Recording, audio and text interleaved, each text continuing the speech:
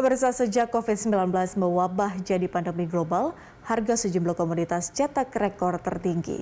Meski lebih rendah dari tahun 2020, harga komoditas di tahun 2021 masih stabil tinggi.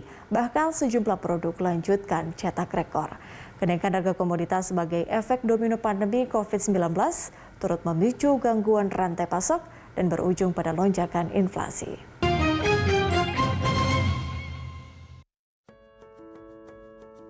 Pandemi COVID-19 mendorong lonjakan harga sejumlah komoditas berlanjut hingga tahun 2021. Harga emas mencetak rekor harga tertinggi sepanjang masa di tanggal 6 Agustus 2020 di level $2.068,9 per troy ounce. Memasuki tahun 2021, harga emas memang meninggalkan level rekor tersebut, namun masih stabil tinggi. Pada tahun 2021, level tertinggi harga emas berada di level $1.959,3 per troy ounce. Direktur Solid Gold Berjangka Diki Sutopo mengatakan, pelemahan dolar Amerika dan tekanan sentimen COVID-19 mendorong selera investor memilih emas sebagai investasi lindung nilai.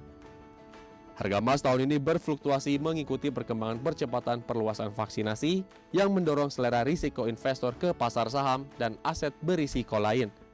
Selain itu, kebijakan Bank Sentral The Fed turut mempengaruhi fluktuasi harga emas tahun ini. Kebijakan moneter The Fed menjadi pertimbangan selera investor merotasi investasi ke berbagai pilihan safe haven, aset berisiko, dan obligasi. Selain emas, harga timah dunia juga melonjak pada tahun ini dan mencetak rekor tertinggi melampaui $39.000 Amerika per metrik ton di November 2021. Pasokan yang terbatas mendorong kenaikan harga timah dan diprediksi berlanjut hingga dekade berikut. Terlebih untuk pemerintah Tiongkok setempat sudah tidak lagi memberikan izin untuk penambangan timah karena tidak dinilai pembangunan hijau untuk di Tiongkok sendiri. Begitu juga di Indonesia terjadinya penurunan produksi hingga 51.500 ton. Ini yang menyebabkan timah masih stabil di harga tertingginya di tahun 2022. Asosiasi Timah Internasional memprediksi pasokan timah global akan susut 100.000 ton per tahun hingga tahun 2030 dengan perakiraan pertumbuhan permintaan 3 hingga 5%. Kebijakan industri hijau menjadi faktor berpengaruh utama bagi produksi timah dunia. Lonjakan permintaan yang terus tumbuh mendongkrak harga minyak sawit mentah atau CPO di tahun 2021. Bahkan lonjakan harga CPO mendorong surplus neraca dagang Indonesia mencetak rekor di bulan Oktober 2021.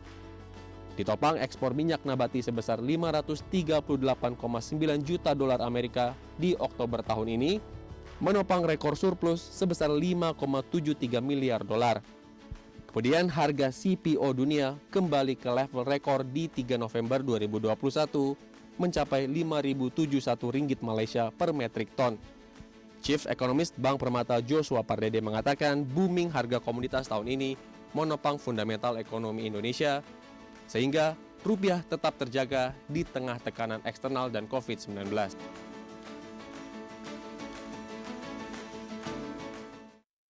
Nantikan kilas balik peristiwa 2021 lainnya di program Kaleidoskop 2021 selanjutnya. Saya Patricia Mapalie, terima kasih. Sampai jumpa.